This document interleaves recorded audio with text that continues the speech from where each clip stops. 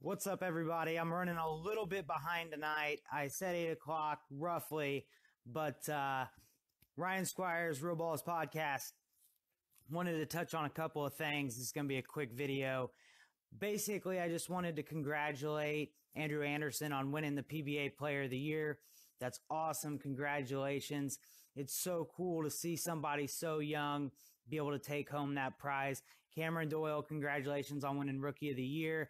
But I think it's great to see people like EJ and then people like Andrew at such a young age be able to take home such a great honor. I mean, that's something that will last forever. I remember at Bob's Business Trade Show, EJ joking around about how he wanted a raise or something like that. And it was right after he had lost I believe it was the World Championships. And we had said to him, we said, hey, you got to learn how to win first on TV. Well, he then went out that next year and immediately won Player of the Year. So it was pretty incredible to see that, you know, he was able to accomplish that at such a young age and then just burst onto the scene. It changed his life. And you can see he was in the running again this year for Player of the Year. And, you know, Andrew Anderson just continues to tear it up and continues to bowl well. Dom Barrett, you know, he deserves all the credit in the world for what he did. But, you know, congratulations to those guys. I wanted to touch on my show, Battle of the Balls. And it's going to be premiering early in January, starting to do a lot of the prep work and the camera work and making sure all the cameras work okay and whatnot. It's going to be a pretty extensive show. It's not going to be like this where it's just one camera and me talking. It's going to have multiple testers. So people with different styles. So there'll be somebody who's a cranker with a high rev player, someone who's more of a stroker with a lower rev player.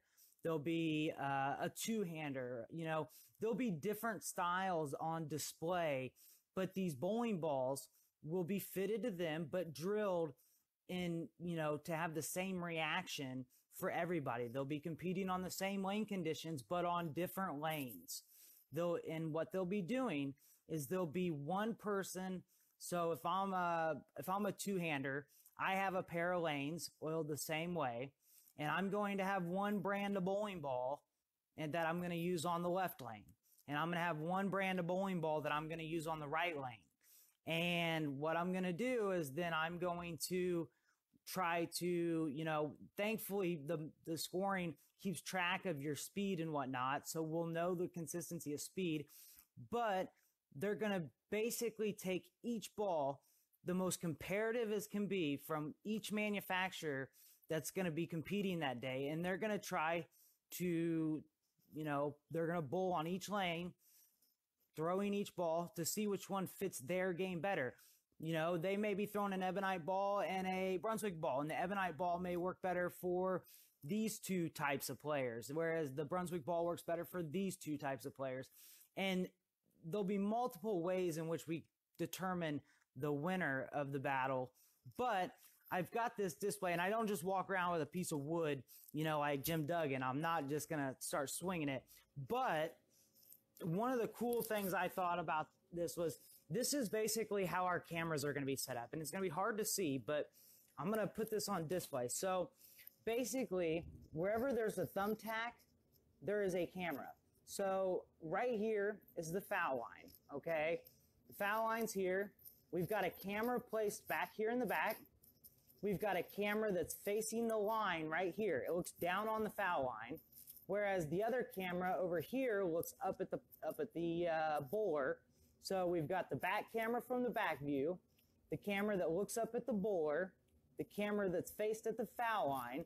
Okay, so then here at 10 feet before the arrows, we have a camera that is facing this direction, another camera that is facing this direction, and this is all shot in 4K. These are 4K cameras, action cameras, that have the ability to be put in slow-mo. So in the first 10 feet, we've got 5 cameras ready to go, focused on the shot. So then we go down to 30 feet, where we have a light kit down here, but we've also got a camera facing back towards the arrows. Okay, we go to 40 feet down here. Okay, now at 40 feet, we've got a camera facing 230 feet and a camera facing 250 feet with a light kit here. And we did that on purpose because between 30 and 40 feet, you know, you're going to start to see some ball reaction. You're going to start to see whether it's sliding, whether it's starting to get into its roll. And then from 40 feet to 50 feet, at 50 feet down here, we have another camera facing towards 40 feet. So you're going to see the ball get into its roll. You're going to see how it skids, how it hooks, and as it gets its reaction. And then we've got two cameras actually down here. We got one at 60 feet so that you can see down lane as the ball comes in. We actually have a camera. It's hard to see right here, but it's actually drawn. It sits on top of the pin deck. So it'll see straight down into the pin setter so you can see how the ball drives through the pins. So all in all, we've got a